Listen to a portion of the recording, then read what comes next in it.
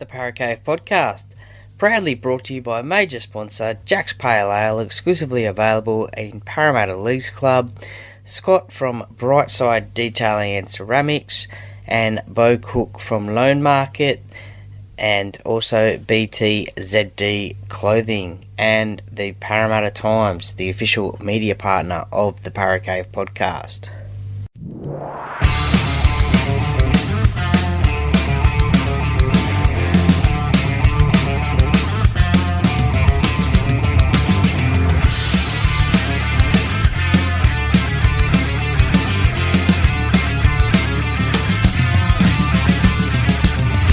Welcome to another episode of the Paracave Podcast. And now over to your host, Troy Warner, broadcasting live from the world-famous Paracave. Yes, that's right. Welcome back to another episode of the Paracave Podcast. Now, this episode is the replay chat of that I had with the Duckman from Pulse FM last night on Pulse FM 89.9 FM on your radio dial, or you can look it up through iHeartRadio. Now, we just go through the Magic Round games, round 10 in the NRL, which all the games played up at Suncorp Stadium. Some cracking games there. As I said in the give you a little bit of an insight, I think the games of the round will be on the Saturday. That's the 3 games on the Saturday, with culminating in the Saturday night game, the Melbourne Storm versus South Sydney Rabbitohs. So, but we go through all the games. As we are talking, the Canberra Raiders v the Canterbury Bankstown Bulldogs game was being played. So by the time that you guys hear this, it would have been a victory to the Canberra Raiders, 34-30, in a very entertaining game. And also, at the moment, whilst I'm recording this, the Brisbane Broncos are in front of the Manly Sea Eagles. So I hope you enjoy this. This has been a busy week on the podcast for podcast releases. So, yeah, I hope you're enjoying all this content that I'm bringing you. Feel free to leave a review on the podcast platform that you're listening to. I would love to see the feedback that you guys have about all this content being released. And as I said, I hope you're enjoying it. And if you are up in Brisbane on Sunday at 11 a.m. or just after 11 a.m, I'll be at the Lord Alfred Hotel on Caxton Street with some massive other Eels fans, rugby league fans as well. They're having an event there from 11 a.m. to 1 p.m. at the Lord Alfred Hotel on Caxton Street. There'll be special guests Peter Wynn, Brett Kenny, and also Keegan Hipgrave as well, doing a bit of a Q&A. There'll be raffle tickets available to buy for some Eels merchandise that you could be able to win. So if you're up there in Brisbane on the 7th of May, come to the Lord Alfred Hotel and see these ex-Eels legends, and also I'll be there as well, and come and have a chat about rugby league, the Parramatta Eels, even get a pick, and we'll have a beer as well. So look forward to seeing as many listeners as possible there on Sunday. But in the meantime, I hope you enjoy this chat that I had with the Duckman on Pulse FM. So right now, it's over to you, Duckman. All right, welcome back to the Weekend Sports Wrap. You're here with the Duckman, and as we do every Friday and Sunday night after 7 o'clock, got a special guest, Troy Warner, on from the Paracave Podcast. Troy, how are you going? I'm going fantastic, Duckman. It's Magic Round in the NRL, so all the teams up in Brisbane this weekend, so great vibe up there. So looking forward to some great footy being played. No, it will be. I don't know what it is about Magic Round, but every time there's Magic Round on, there is. The football is good that weekend, and last year for Magic Round, some of the fans decided they'd get a WWE thing happening and decided they wanted to have a bit of a punch-up in the crowd. So I think I pretty much saw jerseys from nearly every club in there. Can't guarantee I saw a Panthers jersey. did go through heaps of other clubs, and the guys just went, "Yep, guess what? It's a fight night or whatever," and they just kicked it off. So I couldn't believe it happened when it did. But football is always good. Yeah, definitely. Well, let's hope there's none of those sort of incidents this weekend. Let's hope everyone's a bit tamer and just enjoying the football and a good time. Yeah, absolutely. So we're going to go to the first game tonight is on already. So just come back from half time. Canberra Raiders up against the Bulldogs. Bulldogs, it's a home game for them, this one.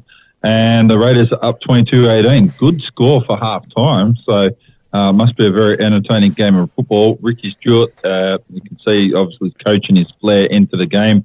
And Cameron Ciraldo doesn't want to cop another loss. So it's good to see that Canterbury are competitive too when they get a couple of points put on them. Yeah, really good game at the moment. Just to update that, Jordan Rapana's just gone in for Canberra, so it's 26-18 at the moment.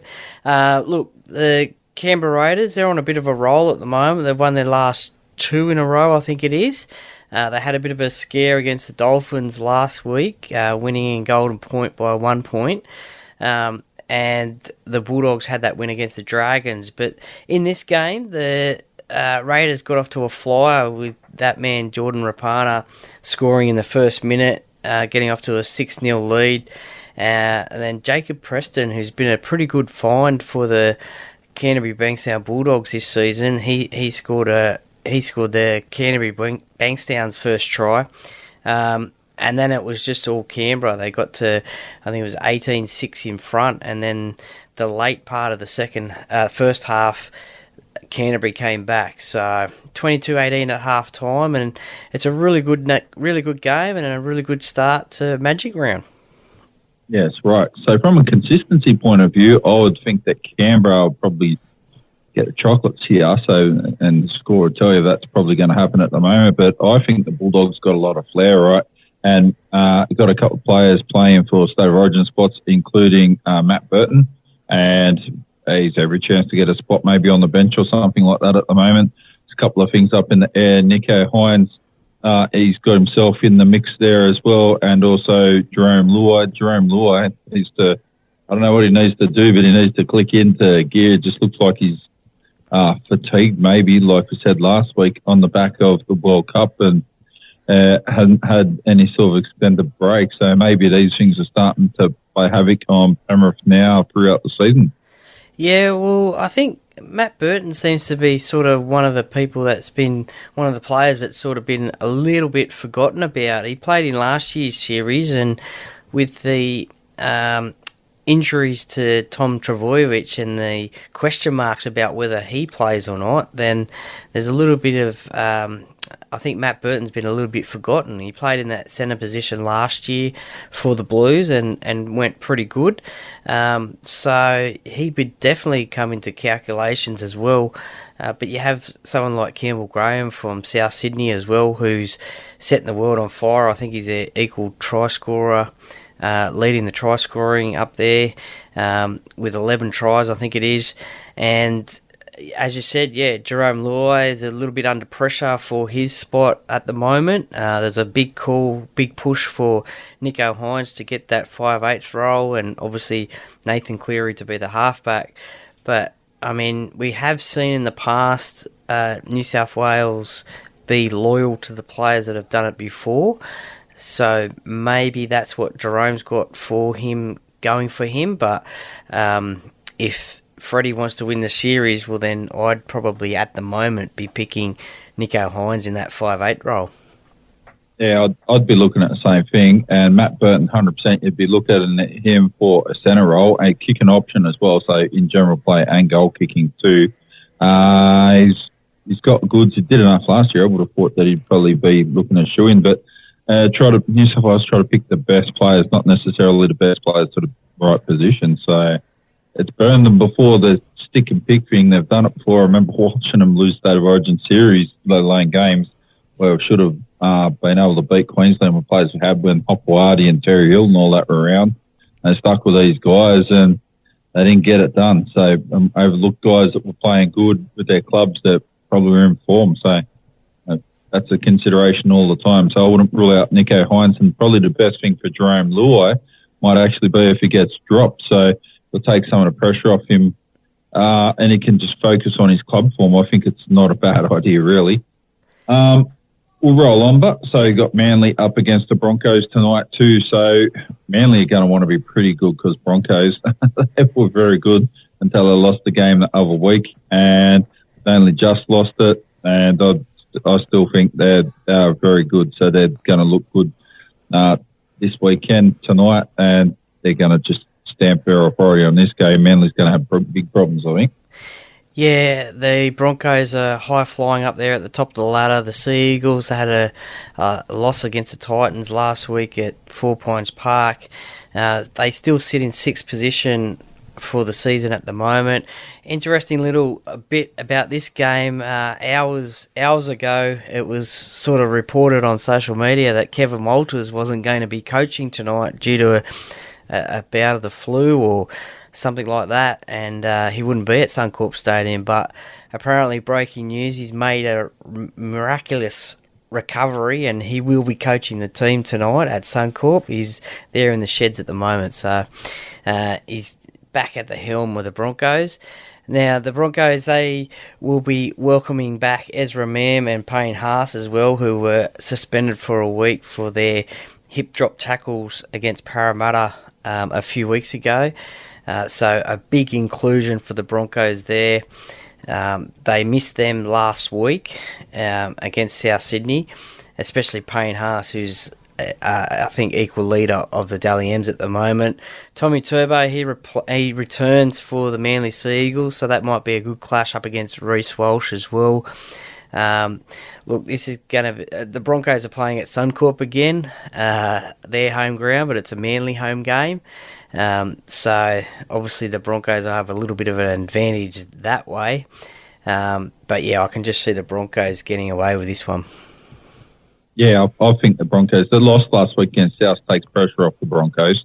Now they're not going to have to worry about how many games are going to go undefeated. Well, that's gone, so we can bury that one and just concentrate on football again, which that's good for them. So they're going to have a few clear weeks rolling up. In the first game up tomorrow, got the Warriors up against the Storm. So the Warriors are in pretty good form. Even though they lost last week 14-0 against the Storm, I think Penrith will bounce back from the game against West Tigers. Penrith like playing in Brisbane. They've done pretty well over the years, and particularly when the COVID lockdown was on, I do think that they're probably going to get chocolates here. I don't think it'll be might be a decent point scoring game. It won't be a massive gap in it, like 4 to 6 points maybe at the end of the game. Yeah, so Warriors versus the Panthers. I actually think of the Magic Round up there in Brisbane. I think Saturday's games are the pick of the round, I think. There's some great games on the Saturday, which we'll talk about. But as you said just before, I think the Panthers, they're struggling a little bit at this point in the season, which we all thought that maybe they might be a little bit higher on the ladder, obviously being premiers and the like, but they've suffered a few losses now, so especially that one against the Tigers last week, which the Tigers got their first win. So, as you said, they love playing up in Brisbane, won a prelim and a grand final up there at Suncorp, so they love playing up in Brisbane. They welcome back James Fisher-Harris as well from a knee injury, so that's a big inclusion for the Panthers. He's got some great go-forward, and they'll love him being back there. For the Warriors, well, it's a little bit of a... they only went down 14-0 against the Roosters last week, but that was in driving rain over in New Zealand. And this year they've shown that they've had a couple of good wins over here in Australia, especially the one against the Sharks at Shark Park a few weeks ago. This one up in Brisbane. So, look, it could be a good game, this one, I think. The Warriors, you don't know... They've shown a little bit of a difference from a few years ago where you don't know which Warriors team is going to turn up. They go on a bit of a roller coaster sometimes, but I think this year they're playing some pretty sort of consistent football. So they'll give the Panthers a good run for their money. I think I'll go with the Panthers in this one, but... Yeah, I think the Panthers will get the win. Consistently they'll get it all together. The Warriors are going to keep hanging in this year. They're going to cause a lot of problems for people. But The next game, this is going to be a pretty big game. I reckon the second biggest one of the weekend. Sharkies up against Redcliffe Dolphins, or Dolphins as they want to be called. Nico Hines really has a chance to stamp his name here for a State of Origin spot. So a good game this weekend is going to be looking very good. And the Dolphins, they'll be pretty confident, but they might get the points here as well. Yeah, clash of the two-finned animals, the Dolphins and the Sharks in this one. So this will be really interesting, this one. The Dolphins, they're going better than what most people thought they would be going this year. A lot of people had them down the bottom of the ladder, but they're going all right. They're sitting in ninth spot, so they're just outside the 8. The Sharks are rocketed up to second on the back of, as you said, Nico Hines. He's playing some really great football at the moment and, pushing for that Origin berth. So Coach Wayne Bennett's 900th game in the NRL, so I think he's been coaching for about 36 years or so. So a massive milestone for Wayne Bennett. Some couple of big losses though for the Dolphins. Captain Jesse Bromwich is out and Brenko Lee is out as well. So a few losses there, and we see the return of Anthony Milford onto the interchange bench as well. So a few injuries and the like are really testing the Dolphins at the moment. So the Dolphins' depth. So this should be a good game. I think the Sharks will get the win in this one though. Yeah, absolutely. Well, it's going to hurt them losing Jesse Bromwich and Brenko Lee. Like, they're good players. They need the forward power. That's where they look a bit light when they lose a couple of forwards. They've got not a few problems, but they get thin on the ground quickly. So it's good for the guys that they got there. They can get some experience, and Wayne Bennett will make sure that happens as well. Christian Wolf, I think he'll be able to work with it too. They're doing a good job, but the Sharks are probably going to win that one without too many dramas. The next round, but game of the round, definitely. So Melbourne Storm up against Souths at the moment. I reckon the Rabbitohs have got this one. I wouldn't say sewed up, but they've got this one covered if they play well.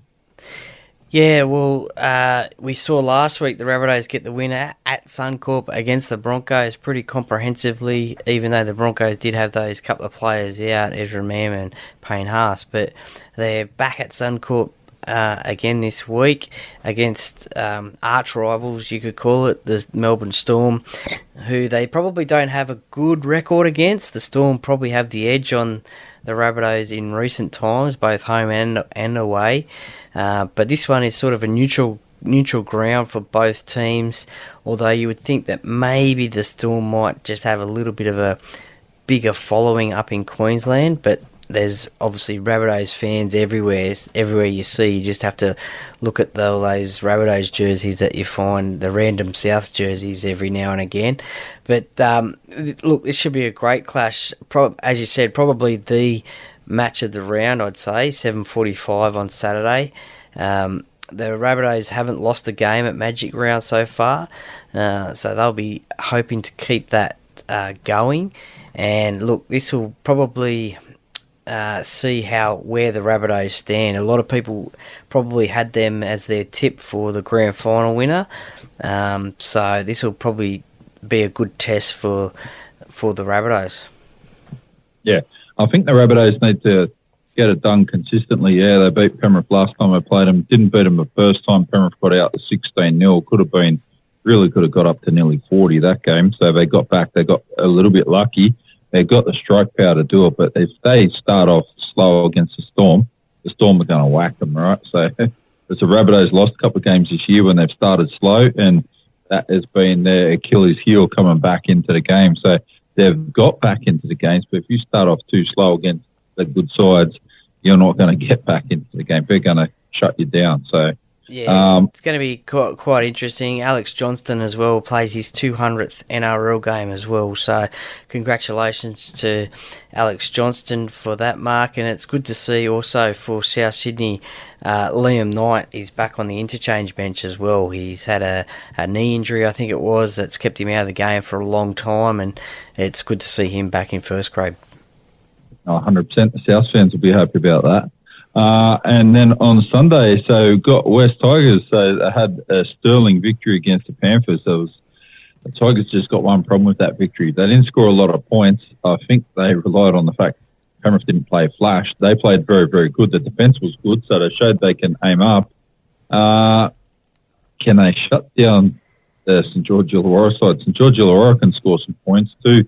I thought I saw something this week about Zach Lomax and that sort of stuff not getting picked. If that was right, I can't remember off the top of my head.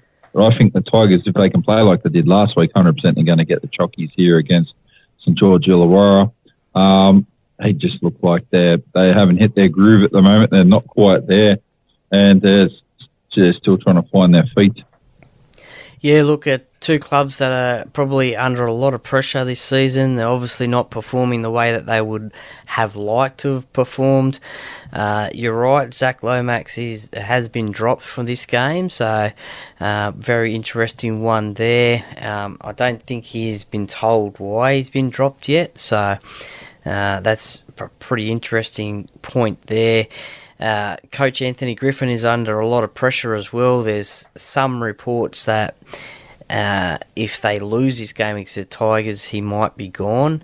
Interesting thing I heard during the week, I think the Dragons are staying up in Queensland for 2 weeks because I think their next game is against North Queensland. So they've obviously got this one in Brisbane and then North Queensland. So a bit of a 2-week hiatus in Queensland for them.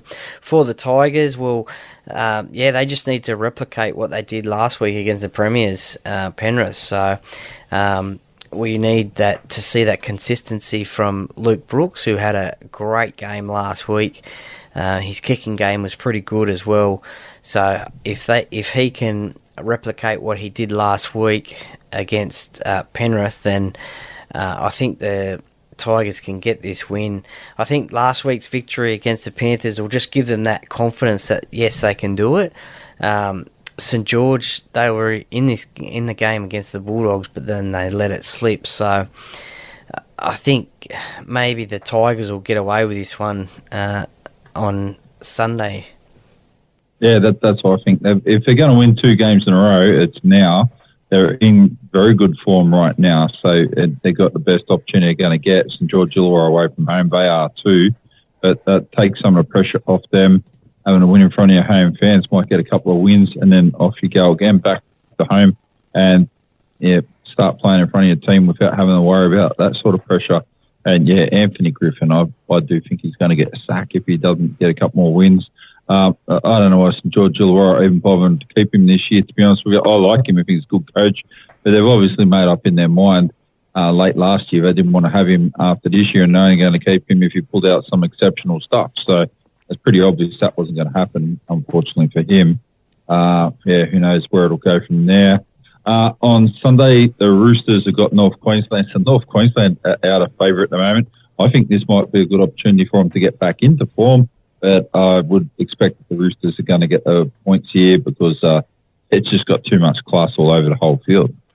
Yeah, they do, the Roosters. They're slowly coming into it as well this season. In 5th position, the Cowboys, like the Dragons and Tigers, have been one of those sides that have struggled this season.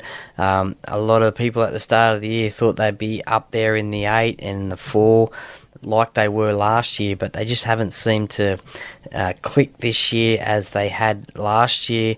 The one thing that's let them down this year that they definitely were great at last year was their defence. So, and we all know that defence wins matches. So they've been a little bit inconsistent there. There's, I think, some reports on social media as well that Chad Townsend might be out of that game on Sunday. So that's a big out for the Cowboys when they need to win this game. For the Roosters, they welcome back Jared Warrior-Hargraves, so that's a big inclusion for the Roosters. Sam Walker is still not in the side as well. I think this is the 2nd week in a row that he isn't the halfback. So Joseph Manu is still at 5'8", so that's interesting. But I think also too, it's a lot of the Roosters will get away with this one, and potentially we don't know, but potentially this game could get ugly. It could be a big score to the Roosters. Yeah, I think that might happen. So the Cowboys need to start good too, like what South will. Otherwise, they won't hose back the Roosters. I think the Roosters have got the best attacking side in the whole competition outside of Souths. The Souths just need to get their attack working well. If they score first, they might put a lot of points on you. The Roosters definitely can put a lot of points on you, and they've got talent right through the whole team there. So there'll be guys wanting to try to prove what they can, as well as Suwali. So questions out. Let's talk about that actually before we go to the next game. Suwali. So would you be picking him for State of Origin, even though he's going to rugby at the end of next year? I probably would if he was playing some outstanding football, but the position that he's playing, centre, I probably think that, as I mentioned before, probably Campbell Graham is probably ahead of him in that position at the moment, if Tom Trbojevic doesn't play. So that's probably the reason why I wouldn't pick him. Even though he is going to rugby next year, I think, is it 2024 or 25? 25. 25, yeah. So even though he is going to rugby in 25, if he was playing outstanding football and setting the world on fire, then I'd look at picking him. But at the moment, I think someone like Campbell Graham, or as we said before, even someone like Matt Burton, who did the job last year as well, could get that spot. You've also got Stephen Crichton as well from the Panthers, who's been there before as well. So although Suaalii was in the State of Origin squad of like 30 players or something last year, so he's had a little bit of a taste of being in and around the team. So, but yeah, at this point in time, I probably wouldn't pick him. Look, if he has blinders for the next 4 weeks, you never know. But I'd probably, at this point, I'd probably pick Campbell Graham in front of him. Yeah. You want to pick people who are going to be playing in the best position at the time. So I think Suwali's got a better chance of making it on the wing. He's not playing wing, so you can't pick him. But Alex Johnson surely is in the runner for that. Well, we've had, I think Josh Addo-Carr's come out today and said that he'll be ready for Origin as well. So there goes the wing spot. Yeah, so 100%. You've got to be picking who's best at the time and available. So he got ripped last year, Josh Addo-Carr. So he should have been the side 100%. Gold Coast up against the Eels there on Sunday. So I think Gold Coast have got a really good chance to get a win here. The Eels, I still don't think they're 100%. Looking at Flash, they can play a lot better. And Gold Coast will need to play very well to beat them. But I think being up effectively at home, they might be able to get Parramatta on the hop. Yeah, the Gold Coast had a great win against Manly last week, as I said, and Parramatta thrashed the Newcastle Knights. But a big out for the Titans is AJ Brimson, out with I think it's a left hamstring injury, although Jaden Campbell comes in to replace him at fullback. So Jaden was playing on the bench anyway, so now he's in the starting lineup. So a pretty sort of handy player to replace AJ Brimson. And yeah, look, this is going to be a good clash. The last game of Magic Round. A lot of people are actually talking about the field at Suncorp, how choppy, how it's getting all chopped up, and what the field is going to be like at 6:25 p.m. on Sunday night after 7 games have already played on the one field. So it'll be interesting. A few changes to the Parramatta side. Ryan Madison comes back into the side on the bench after a bout of the flu last week, and a new signing, Andrew Davey from the Canterbury Bulldogs. He actually played at Parramatta before he went to the Bulldogs, so he's come back to Parramatta. He gets a starting spot in the second row, so it'll be interesting to see how he goes. Reports come out today that Parramatta haven't lost to the Titans in the last 6 years, so those sort of records have always got to be broken, but it's probably not good to come out and say that because it could be a little bit of a mocker on them. But look, it's going to be a strong game, tough game. Obviously for Gold Coast, I think you'll see someone like David Fafita be a pretty focal point there out on the edge. Kieran Foran, Tanner Boyd have been playing some good footy. One player that has been playing some really good footy and scoring tries is Khan Pereira on the wing. He's sort of come out of nowhere this season, and he's scoring some really good tries. So keep an eye out for him. So, but obviously, I'm tipping Parramatta to get this victory. Yeah. So I think Parramatta will get the victory. There's too many things not going 100% right for Gold Coast at the moment just to get it together. So, but yeah, the winger you're talking about is kind of like a Herbie Farmworth style. It's come out of like people like, oh, where did he come from? I think he was lighting it up in the Queensland Cup before he came into this. So people in Queensland don't think it's a big surprise, but there you go. The other game is on tonight. At the moment, the Bulldogs up against the Raiders. Raiders are up 32 points to 18, 63 minutes in. So what do you got on this weekend, Troy, other than watching these games here going on all Magic Round? You're going to try to watch all of them? Yeah, well, I'm actually heading up there tomorrow, so I'll head up to the Gold Coast tomorrow and be with family, and then we're heading into Brisbane, not to Magic Round, so I'm not 100% sure how much of that I'll catch tomorrow, and then obviously Sunday I'll be at the games on Sunday as well. Most likely the Roosters, Cowboys, and definitely the Titans and Eels game. So I'll be up in Brisbane over the weekend. So I'll try and catch as much as I can of the games, and thank goodness for Foxtel Go. So keep an eye on that, maybe on the phone and updates and social media and the like. So and then I'll release this chat tomorrow morning for people who can catch the replay.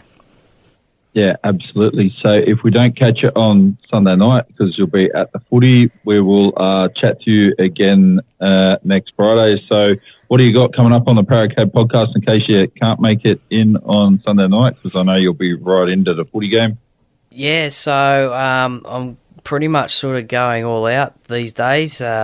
A lot more content coming out, so obviously I'm releasing our chats, a replay of our chats that we have. I'm also doing obviously interviews as well. I'm doing my other podcast excerpts, and I just introduced for Magic Round a new little podcast as well, just me going through the games like we do and just giving my tips up. So I'm not an expert tipper, but so don't go by my tips because you might not do any good. But so yeah, another little show there as well. So there's plenty happening on the podcast this week. I've got released on Thursday, which will run till next Thursday. Interview with a gentleman by the name of Jeffrey Morgan, so a former bank robber, but has turned his life around and was actually voted the 2022 Life Coach of the Year. So pretty inspirational fella from where he's come from to where he is, but he's a massive rugby league fan, and for him, he's a Brisbane Broncos fan, so he's loving the rugby league at the moment. Yeah, I was going to say he's an Illawarra Steelers fan, maybe. So, boom, there's the punchline. Yeah, no, well, he actually started off as a South Sydney fan because he grew up in Everleigh Street in Redfern, that famous street, and these days, though, yeah, definitely, and he talks about that in the podcast, but these days he's a Brisbane Broncos supporter, so, but massive rugby league fan. Yeah, thanks for that, Troy. All right, we'll try to catch you on Sunday night. Still, hopefully we can get through, so we'll still see how you're travelling. If it's all good, we'll call in and we'll make that happen live from the ground, so that'll be good.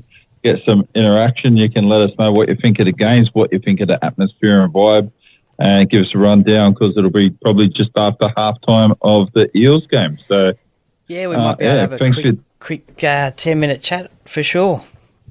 Yeah, that's right. Absolutely. Thanks for your time, Troy. Have a great weekend up at Magic Round, and we'll be chatting to you on Sunday night. Not a problem. Thanks, Duckman. Thanks for having me, and enjoy your footy. Enjoy your Magic Round. Absolutely will do. Thanks, Troy. I'll chat to you on Sunday. Thanks, mate.